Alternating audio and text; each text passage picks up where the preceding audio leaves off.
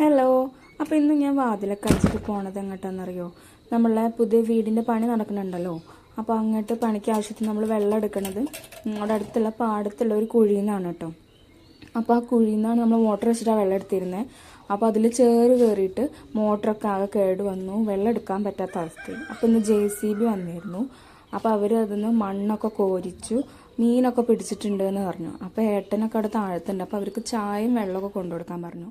അപ്പോൾ അതിന് പോവാണ് കേട്ടോ. ഞാൻ പാടത്തു കൂടെയാണ് പോണത്.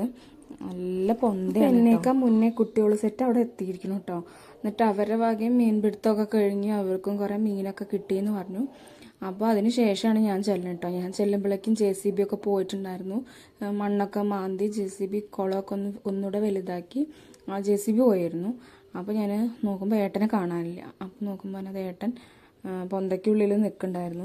അപ്പം എൻ്റെ അടുത്ത് പറഞ്ഞു ചായ കൊണ്ടുവന്നിട്ടുണ്ടോ, ഉണ്ടെങ്കിൽ കൊണ്ടുപോകാൻ, എനിക്ക് നല്ല വെള്ളം ദാഹിക്കുന്നുണ്ട്, കുറേ നേരമായിരുന്നു മല്ലി കിട്ടണു എന്നൊക്കെ പറഞ്ഞു.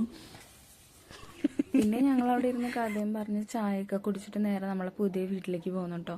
അപ്പോൾ അവിടെ വന്നപ്പോൾ സിദ്ധു സൈക്കിൾ ഓട്ടി കളിക്കുന്നുണ്ടായിരുന്നു റോട്ടിൽ. അപ്പോൾ അവന് വെള്ളം തയ്ച്ചപ്പോൾ കയറി വന്ന് വെള്ളം കുടിക്കുന്നുണ്ട്. അപ്പോൾ 5 മണിയൊക്കെ ആയതുകൊണ്ട് ഞാൻ അവനോട് വീട്ടിലേക്ക് പോയിക്കോളാൻ പറഞ്ഞു കേട്ടോ. മനു ഒറ്റയ്ക്കാണ് അവിടെ ഇരിക്കുന്നത്.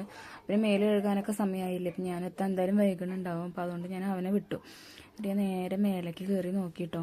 നമ്മളെ ഉച്ചയ്ക്ക് വെള്ളമൊക്കെ നനച്ച് എന്തായി എന്നറിയാം. ചിലതിലൊക്കെ നന്നായി വെള്ളം നിറഞ്ഞ് നിൽക്കുന്നുണ്ട്, ചിലതിൽ വെള്ളം ഇല്ല കേട്ടോ. അപ്പോൾ അതൊക്കെ ഒന്ന് നോക്കാമെന്ന് വിചാരിച്ചിട്ട് ഞാൻ കയറിയതാണ്.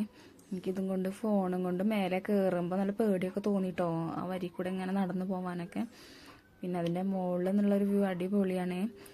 ഫുള്ള് പച്ചപ്പും ഒക്കെ ആയിട്ട് നല്ല രസമാണ്. അപ്പം പിന്നെ ഞാൻ എൻ്റെ കൊതി കൊണ്ട് കയറിയതാണ് കേട്ടോ. നമ്മുടെ ആഗ്രഹങ്ങൾക്ക് മുന്നിൽ നമ്മളെ ഭയമൊക്കെ മാറി നിൽക്കുമെന്ന് പറയല്ലേ, അത് ശരിയാണ് കേട്ടോ. ഞാൻ അതിൻ്റെ മുകളിൽ മുഴുവൻ നോക്കി നോക്കുമ്പോൾ കുറേ ഭാഗത്തൊന്നും വെള്ളം ഉണ്ടായിരുന്നില്ല. പിന്നെ അതൊക്കെ ബക്കറ്റ് കൊണ്ട് മുക്കി ഒഴിച്ചു.